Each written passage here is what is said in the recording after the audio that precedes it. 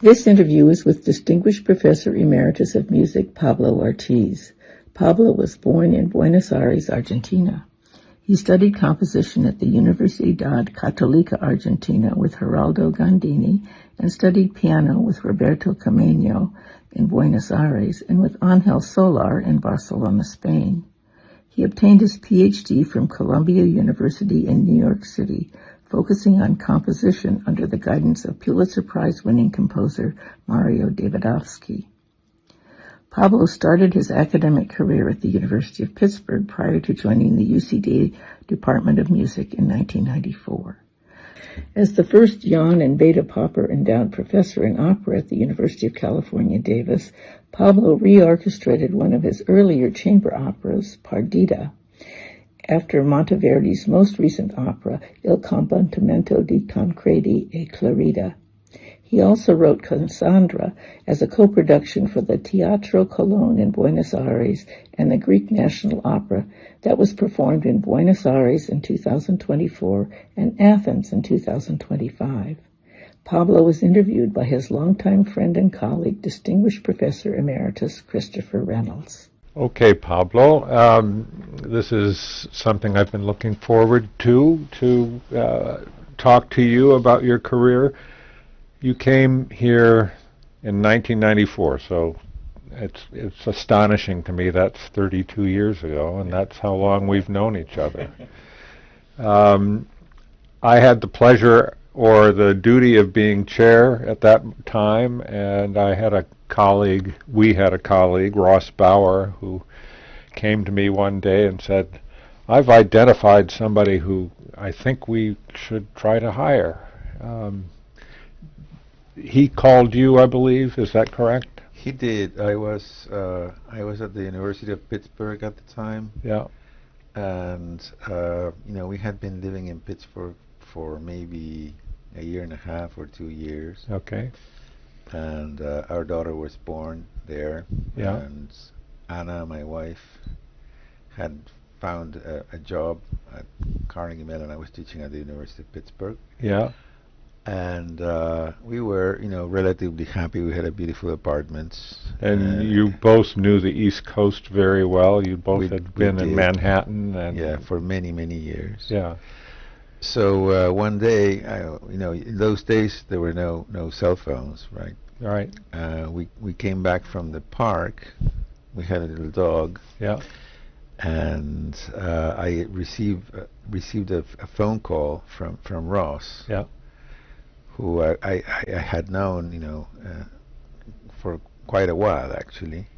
Was he a Columbia student also? No, he was a Brandeis student. Right. But in those days, there was something called the Composers Conference at Wellesley College, which was a summer program. And I was, Ross and I were fellows in 1986. Okay. So I met Ross then, and we kind of kept somewhat in touch. Yeah. Right. Right. And so he calls and says, "Would you like to come to Davis? There's this potential job. Would you be interested?" And I said, "Yes, of course. I mean, why not?" Right. I was. The Pittsburgh job was my first job. Yeah. And my career was going well at the time. Mm-hmm. So I liked Pittsburgh, but it was a kind of a lesser New York in a way. I mean, I hope small town in comparison. Yeah, I hope nobody from Pittsburgh hears me. So I really loved my colleagues. Mm-hmm. Eric Moe Mm-hmm. and Matthew Rosenblum and Mm-hmm. Hayes Biggs at that time. Mm-hmm. And Eric, well. Yeah. From Princeton, yeah. right? Yeah. So I was very happy with that part of the job, but I felt a little bit like Pittsburgh was a kind of consolation prize. When you live in New York many years, yeah. You don't conceive of anywhere else. I mean, the rest of the world doesn't really exist. Right. So leaving New York is a kind of falling from grace. and you know, you can choose where you fall. Right. So I thought maybe a place that is completely different from New York, and it's on the other side of the country. Had you been to California at all before? I had, but I had, you know, I was. I had been at Berkeley. I did some work at CINMAT, which was this Center for Electronic Music. I had pieces played by the San Francisco Contemporary Music Players in San Francisco. And you came out. And I came out. Yes, I came out. And I had been in San Francisco and LA way before. You know, once on a trip. Which neither of which prepared you for Davis. No, exactly. So I remember I was on a plane, and the person next to me asked me, you know, what are you doing? And I said, well, I'm coming to Davis to you know, to talk about a potential job. And you know, it's like, and this person was from Berkeley. I think he was a professor at Berkeley. I see. Wow. And he said, well, Davis is not like Berkeley. Which, you know, in many ways, it was great, actually. It was a blessing. Right. You know.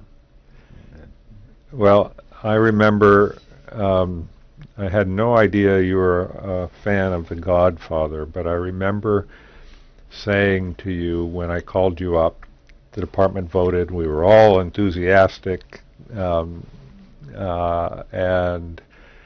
I said, I want to make you an offer you can't refuse. And I didn't realize you were, at that point, such a fan of those movies, the Godfather films. But we've laughed about that over the years. Yes. Well, you know, it's a great film, and you know, many years after that, I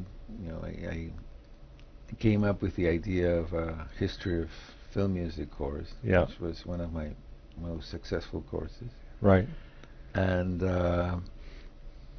of course there was a big, you know, section of the course dedicated to Coppola and to the Godfather movies, particularly 1 and 2. You know, and because, you know, the music was by Nino Rota, who was one of the greatest film composers of the 20th century.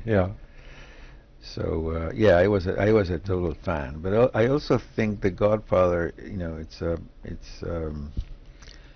one of the best depictions of the American experience from the point of view of the immigrants. Well,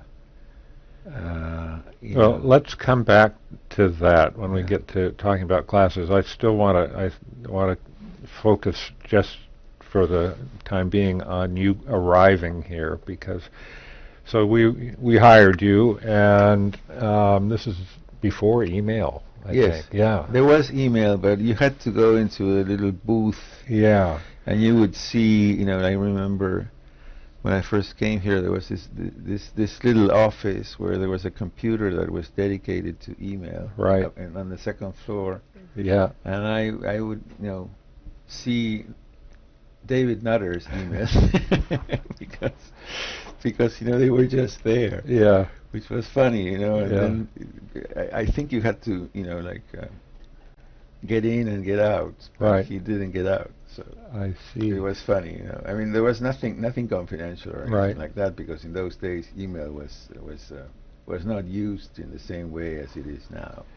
So you had to convince Anna, your wife, that this was a move she would enjoy, and that didn't happen necessarily easily, or that wasn't easy. You know, I told her, bear with me. Believe me, you're going to find your true self in Davis. Yes, which is true. It happens. But she didn't believe me. We're talking about Ana Palufo, who is a professor of Spanish and been chair of the department, Yes. and so on. So she's had a big impact here too. Yes. Yeah, I remember that we came here and you were very gracious hosts, and we had dinner at your house, and there was this plantation of cherry tomatoes of different colors that Alisa, your wife, and professor of English, had planted and cared for, and she was proud of. Yes, I have to say, justifiably. Yes, yeah, of those cherry tomatoes, and we had never seen orange and green tomatoes of that size. Yeah. We were mostly city people, right? Right. So we didn't quite. And Anna was amazed. Yeah. And eventually she became a fantastic gardener, and now we have the cherry tomatoes. Oh, good. In kind of Those are long gone at our house. Yes. But, yeah, but they were there at a crucial moment. Little did we know. Well, and I remember that people talked about East Davis and West Davis, and since aside from the string homes and those kinds of sort of mid-century constructions in Davis, there was hardly any architecture, so you couldn't find your way because unless you knew the plants. Yeah. There was a willow that was very on 8th and Oak. Okay. That was very neatly manicured. Mm-hmm. And that was like there for a long time. Yeah, and that was like the Chrysler Building because it was the one landmark. Yeah. That you could be. How funny. You could orient yourself. With that. Yeah. So yeah. Well. But we didn't know the difference between the neighborhoods in Davis. So yeah. So we rented. Well, when we bought our house in 1985 in East Davis, and our real estate agent said, "Are you sure you want to buy on that side of the tracks? I mean, it's completely different now." But at that time, the idea. I mean, the tracks were barely visible. Yeah, right. So you guys arrived. You set up, and you settled into the department pretty quickly, as I recall. But our department was not like the Pittsburgh department.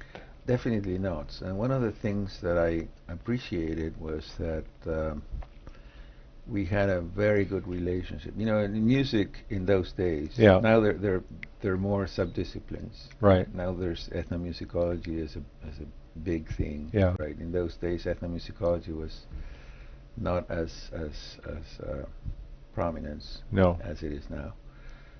But in Pittsburgh, I had an ethnomusicologist colleague, Bell Jung, who was was a major ethnomusicologist, also a fantastic pianist who could play Brahms much better than me. Yeah.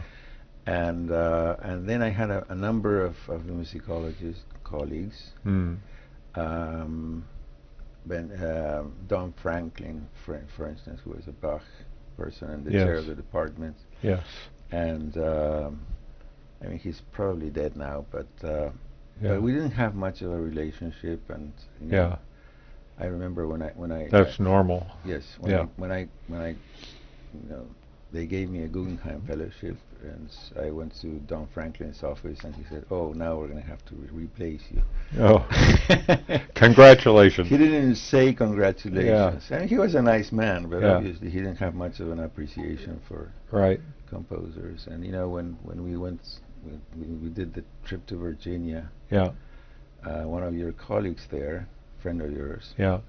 She said, composers do absolutely nothing here. So I got the idea that I had to, switch and get a job at UVA. Yeah. Because composers do absolutely nothing there. I see.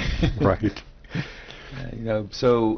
in contrast to here in Davis, where they work hard. Yes. Yeah. So the great thing about the department was that we found a way to talk, across disciplines from the very beginning, and I became friends with all of the musicologists, and Ross, I think, was very instrumental in that, and we kept an extremely not just cordial but fruitful collaboration, intellectual collaboration, and also a very, very, very strong friendships, throughout. Unusually.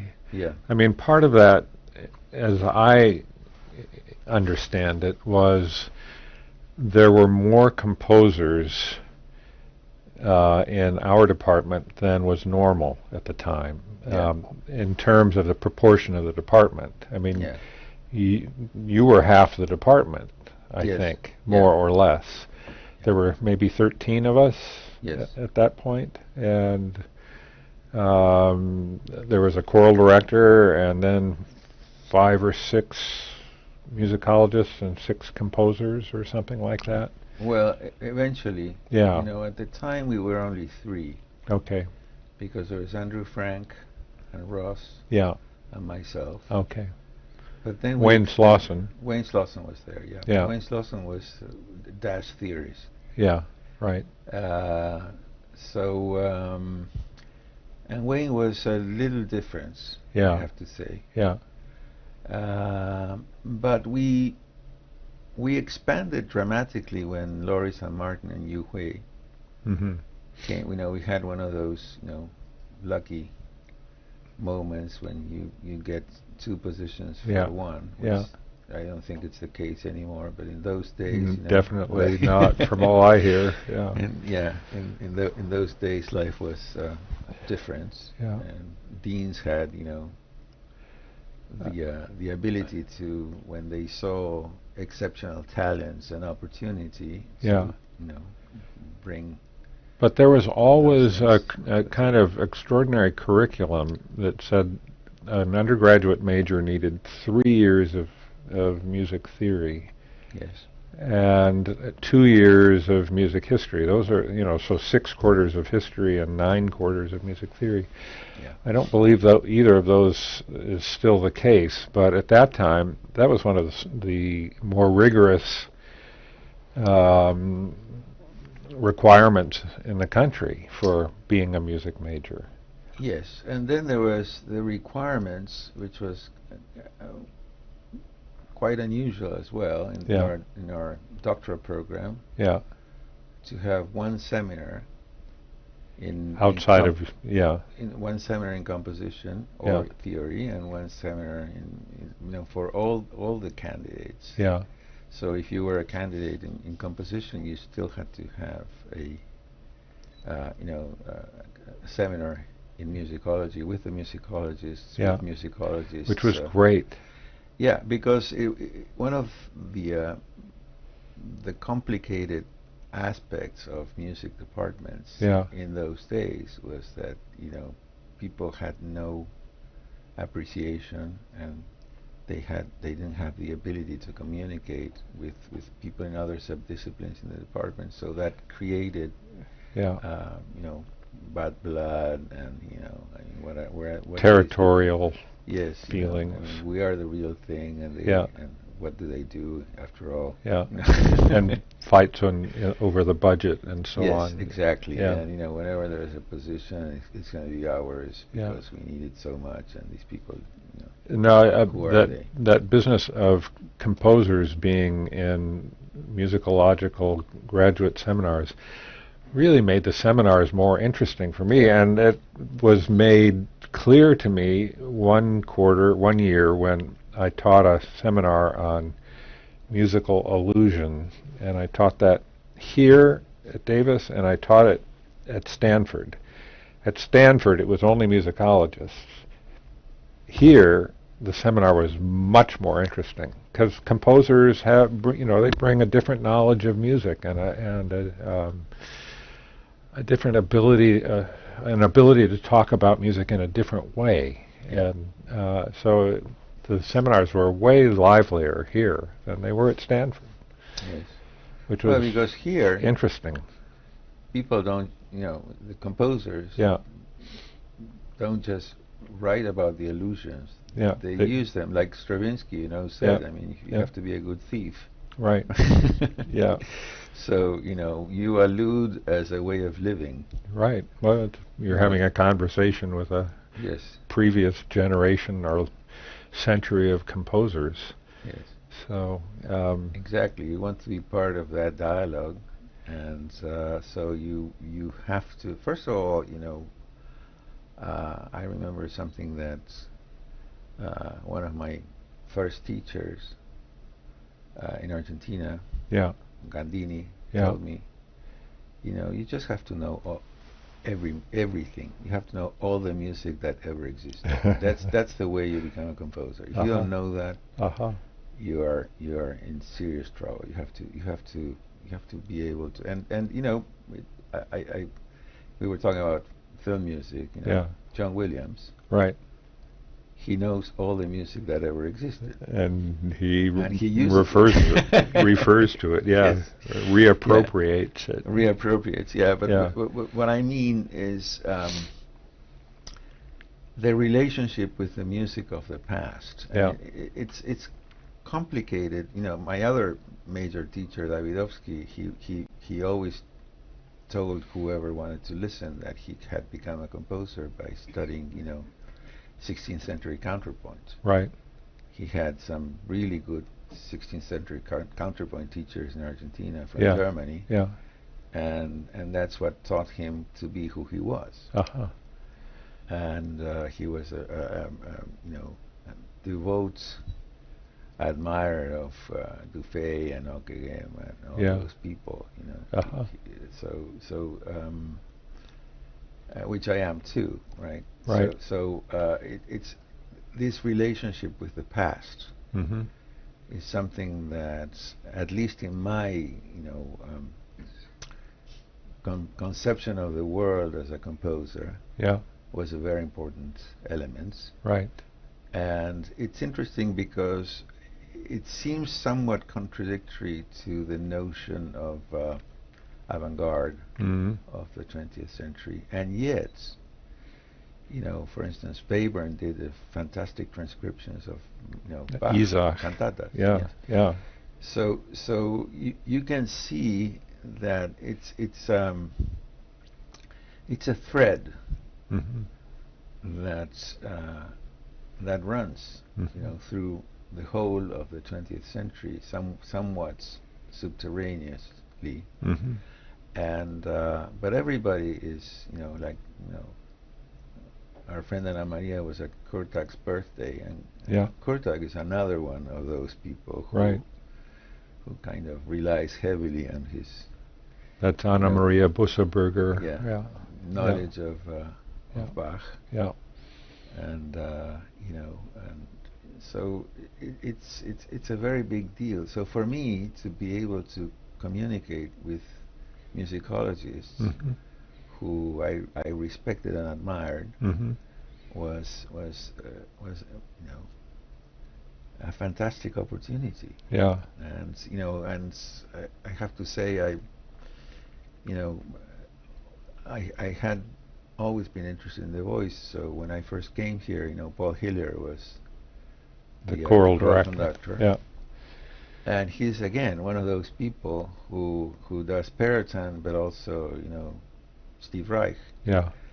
So that was one of that ability to communicate with people who are conversant with the past and the present and potentially the future was one of the big pluses of Davis and of this program. It was great. You grew up in Buenos Aires and then spent years in Europe, Spain, Germany, also France. Yeah, mostly Spain and France Yeah. and Switzerland, not so much Germany. Okay. I was in Germany, but not I not do. that long. Yeah, I do remember a few stories about your Yeah. time in Germany. But so then came Manhattan and Pittsburgh. You were Europe, East Coast, and Argentina, and then find yourself for 30 years in a small farm town on the West Coast. And yet your music, I mean, my perspective of how you have developed in these last decades or over your career is that you've connected with Argentina in a way, and probably that would have happened if you were on the East Coast, but I wonder, do you think being here gave you a kind of liberty that you would not have enjoyed on the East Coast? Well, I think it was... Or was this something that was going to happen anyway? I think it was that, I mean, being here gave me many things, you know. First of all, a very fertile intellectual environment. Mm-hmm.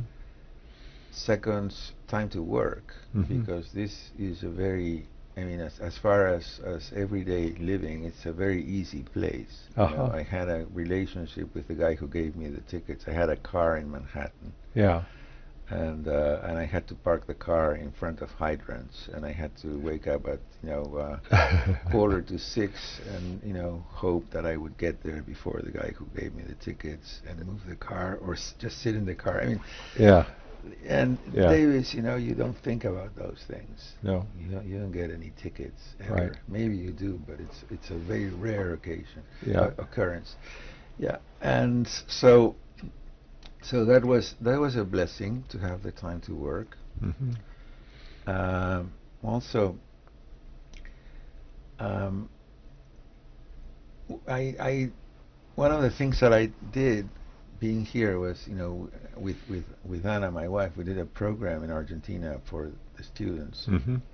So we took a bunch of students every summer. Mm-hmm. So that was a way for our daughters to become acquainted to the culture of mm-hmm. their parents, and also and relatives.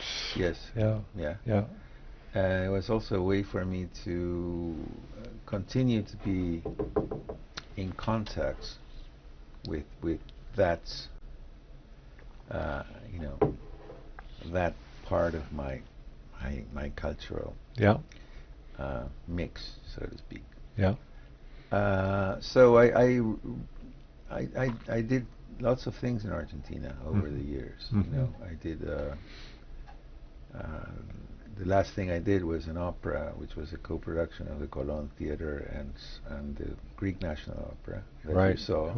Thank you so much for we enjoyed it enormously, and I look forward to seeing another production of that at some point, because it's a big deal. Yeah, but so I kept in touch. Also, I have a lot of friends. Mm-hmm. Argentina produces massively mm-hmm. dentists, psychoanalysts, and composers. Aha. So if you go to any major, capital in Europe, most likely, in the upper echelons of, contemporary music, classical contemporary music, concert music, whatever you want to call it, you will find one or two people from Argentina. This is unusual and it's bizarre, and I believe it has to do with the presence of the immigration from Europe, post-war, pre-war, people moving from Germans moving to Argentina, also lots of Italians because of the opera. Yeah. So there are both performers, conductors, and lots of composers. Mm-hmm. So I remain in touch with people like Martin Matalon in France, who was we've been friends for like more than 40 years. Wow. people like, I don't know, in France there's like a massive number, but and I remain in touch with some colleagues in New York still. Yeah.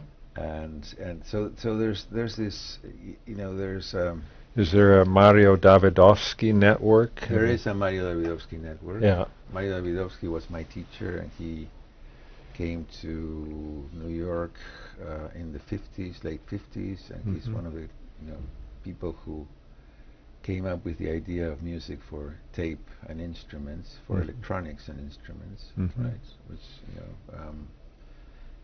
gave him an important place in music history. He was also a professor at Columbia and Harvard, and he was also recipient of the Pulitzer Prize.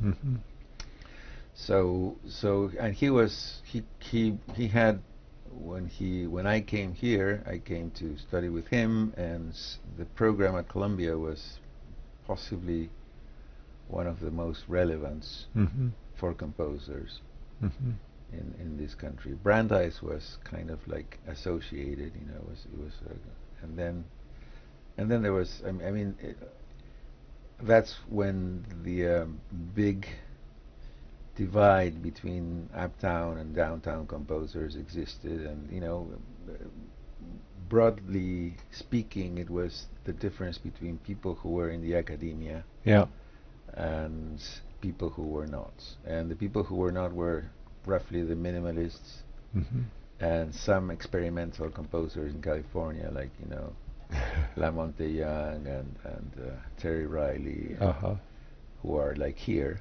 Yes, yeah. And then everybody else was, you know, associated with some university program somewhere. So I was part of the first group of, you know, such people who kind of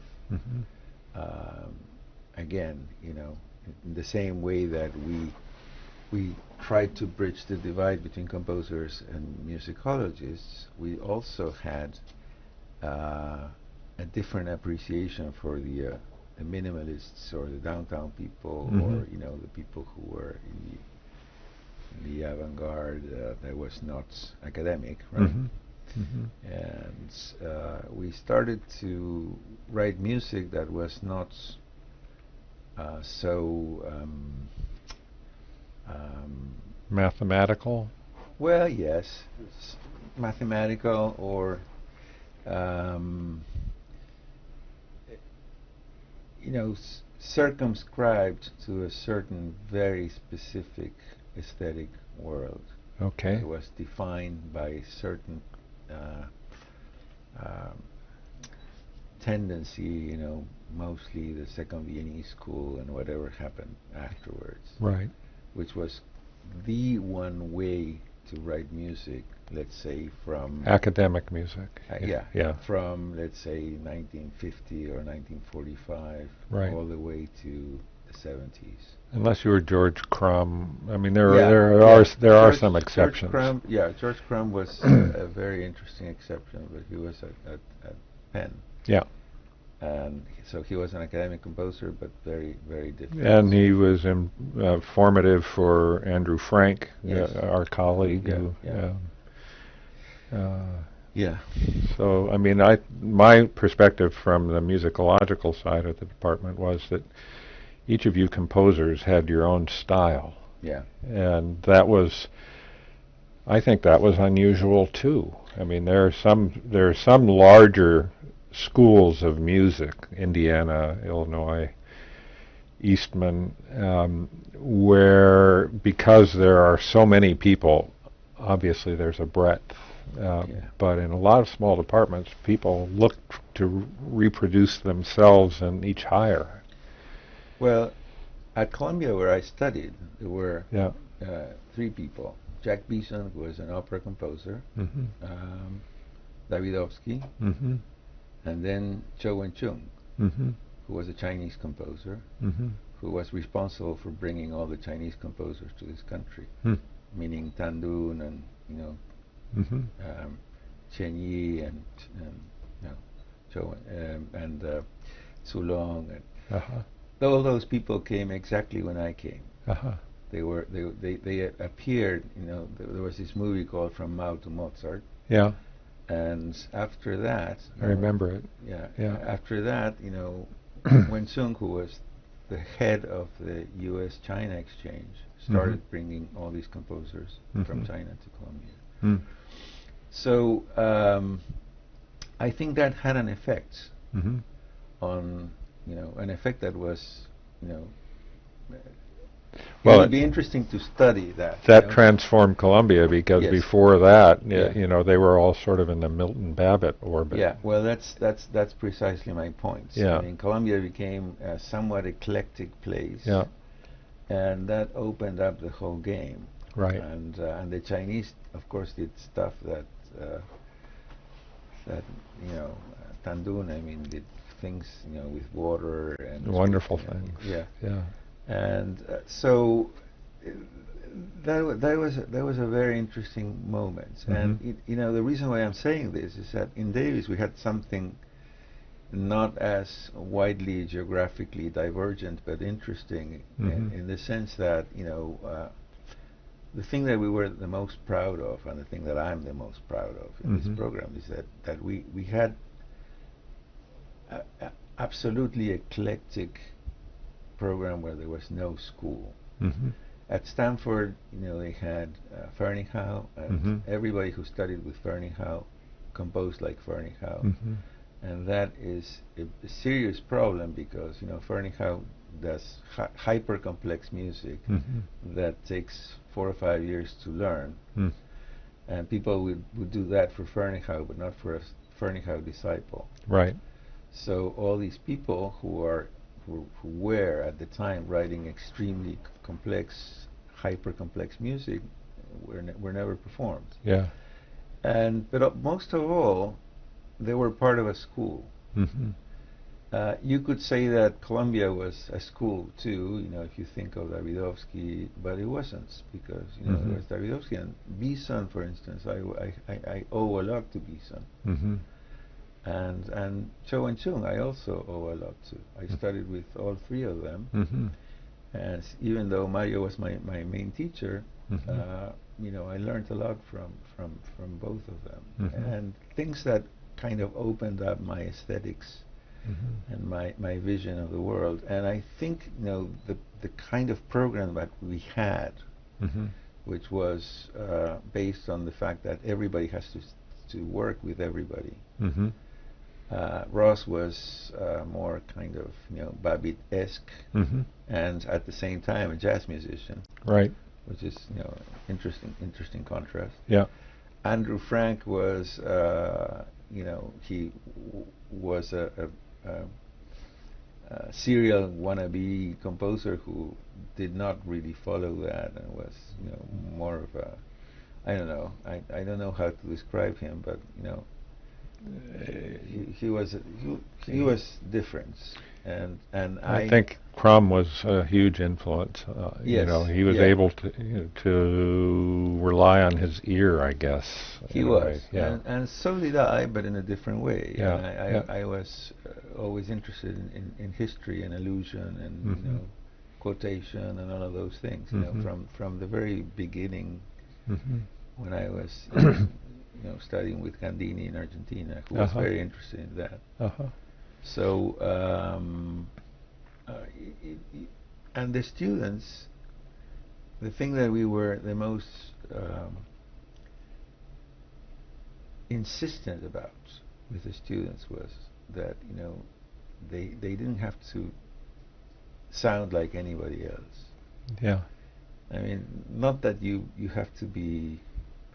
There was this idea that you had to find your voice. Maybe not quite. Maybe not that.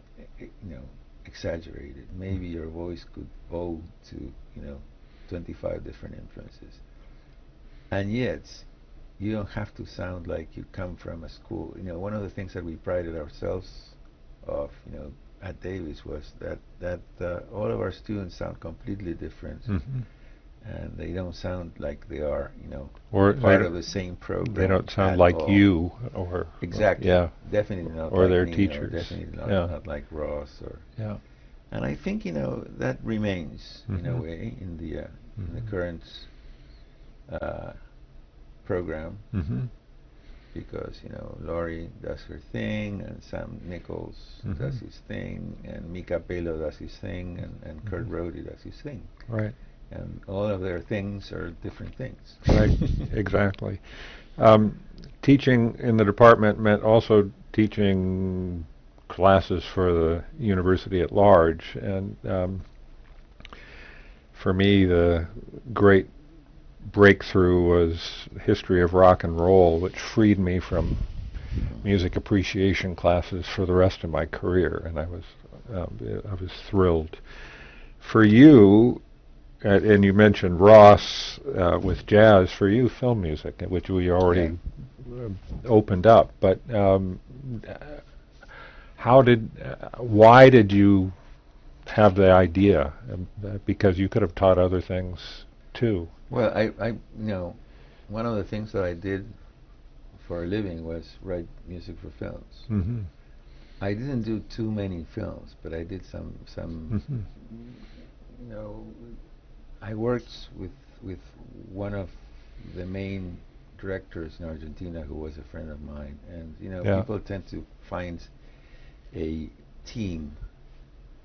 Directors tend to find a team, and Christopher Nolan works with Hans Zimmer. And so once you because it's very hard to communicate for someone who's a filmmaker and not a musician to be able to develop a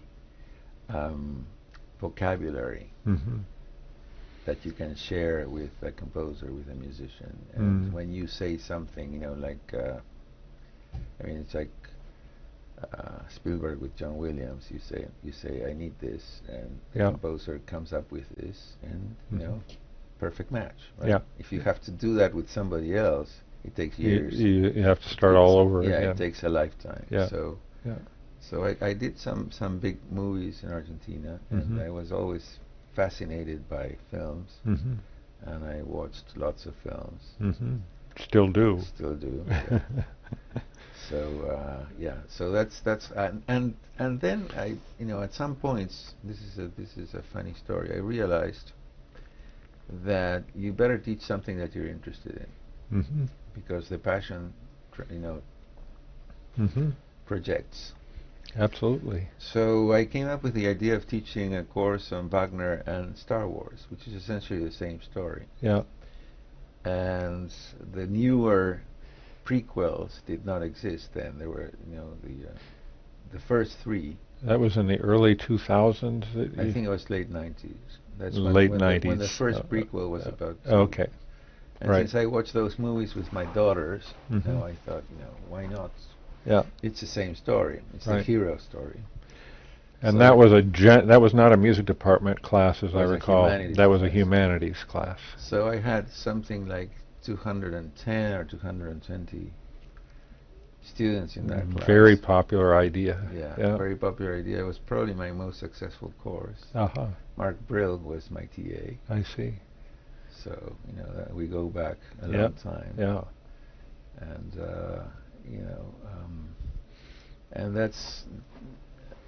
And then I thought, well, I should do a history of film music class, but it was not like the kind of history of film music class that you would see in the books that teach film music. It was a different one, and very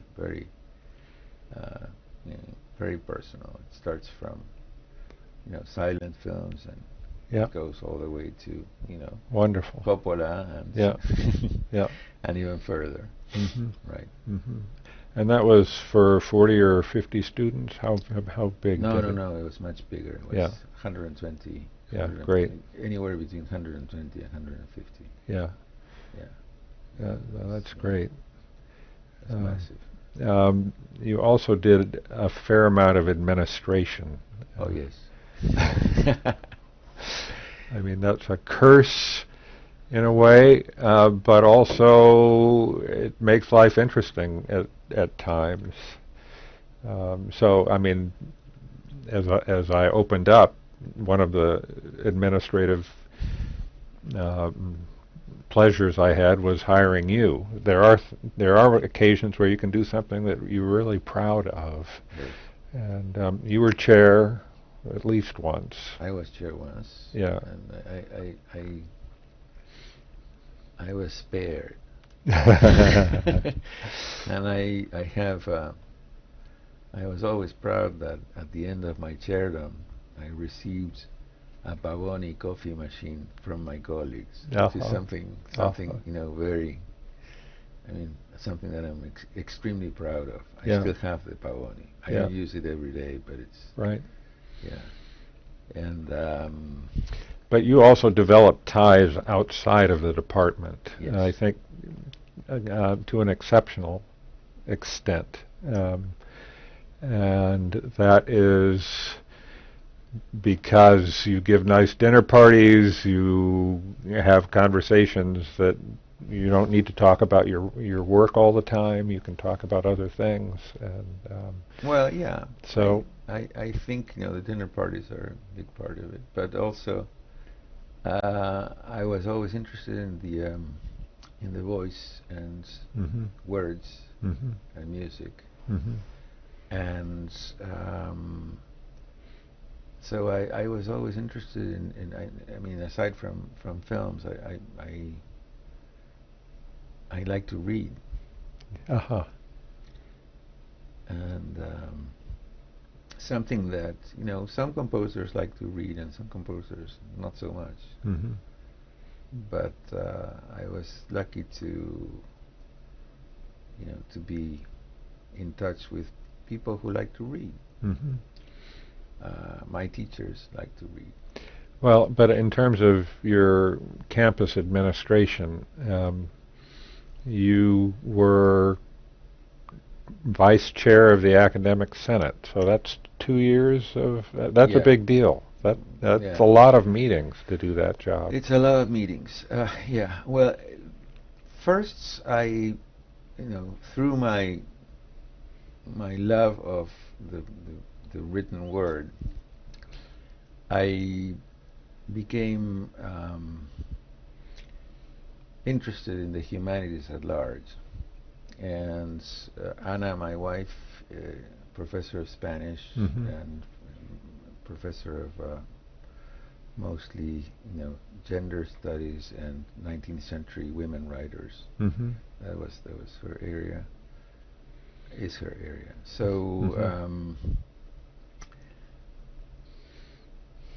through her, I became somewhat acquainted with the languages. I mean, there in the in letters and sciences, there are some areas. There's the arts. There's English, which is an area in and of itself. Yeah. There's the languages. And then there's cultural studies or studies. So I was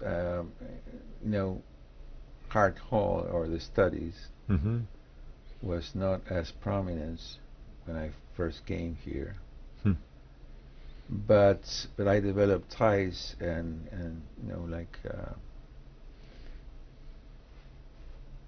quite close relationships with people in the languages, in English, and so that made me. I mean, I was interim director of the Humanities Institute, and that so I knew a lot of people. And you followed Georges Van den Abiel in that? Yeah, right. Who was in forever. He was in forever, and then he became a dean, and I think until very recently he was a dean at Irvine. I see. Dean of Humanities. Okay. So, but I had a lot of friends. I speak French, so I had a lot of friends in French. and so I fake Italian, so I had a lot of friends in Italian. Yeah, yeah, and so I think through that I realized that it was important for us as a department to have strong ties with the rest of the campus. Mm-hmm. And I was not the first or the only one to do that. Mm-hmm. Mm-hmm. Kern Holloman Mm-hmm. was a very major presence in the campus. Mm-hmm. You were. Mm-hmm. Anna Maria Buseberger was. Mm-hmm. And Ross was. Mm-hmm. And so I was... How many of us were on CAP, for instance? I was on CAP, Anna Maria was on CAP, you were on CAP. Yeah. So, and I was chair of the That's committee. kind of extraordinary. Yes. I was, but we had something that not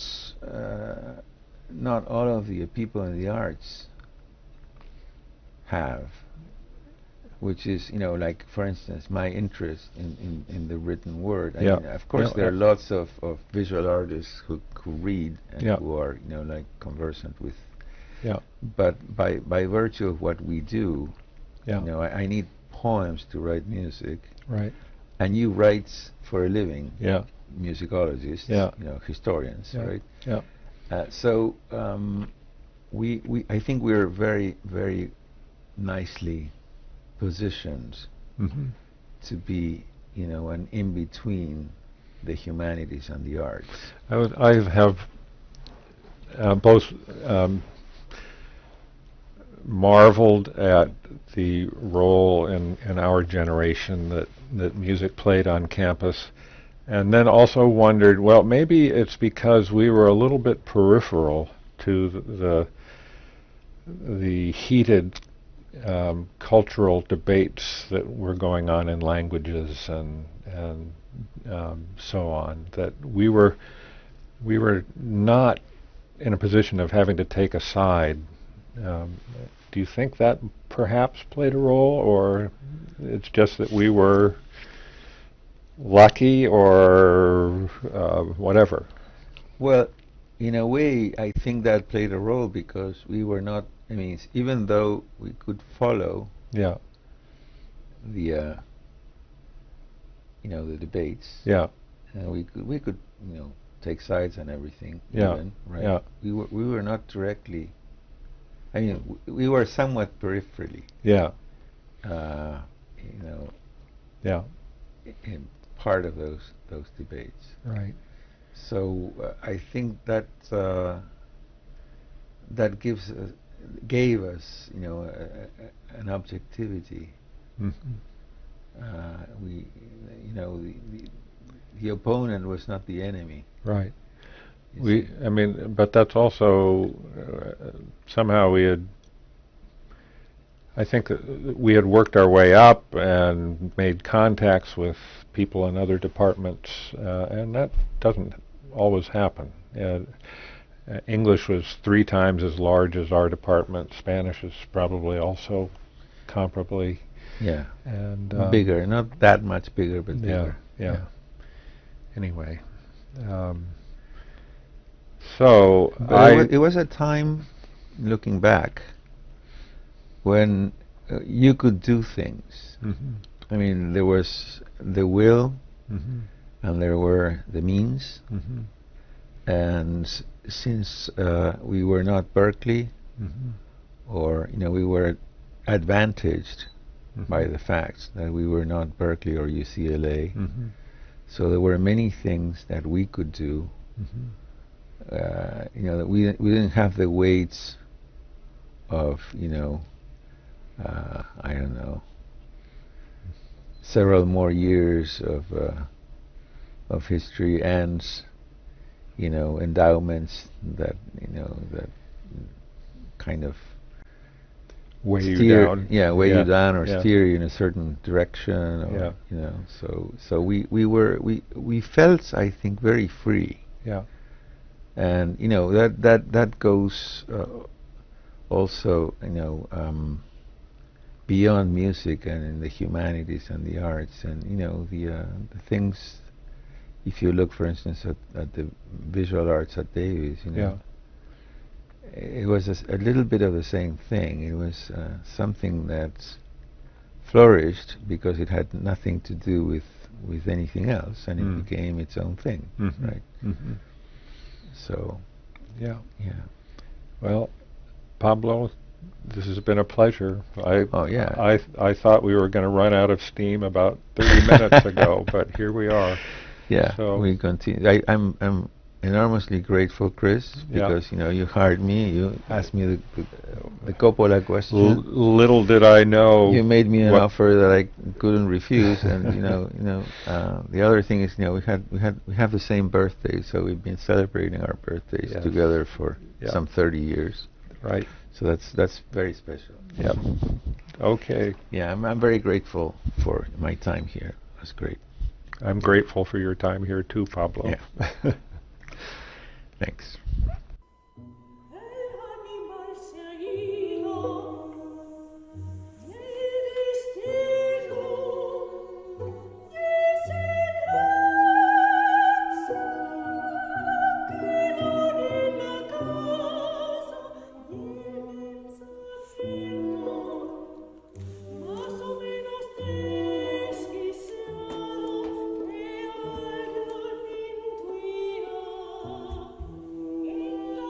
Voice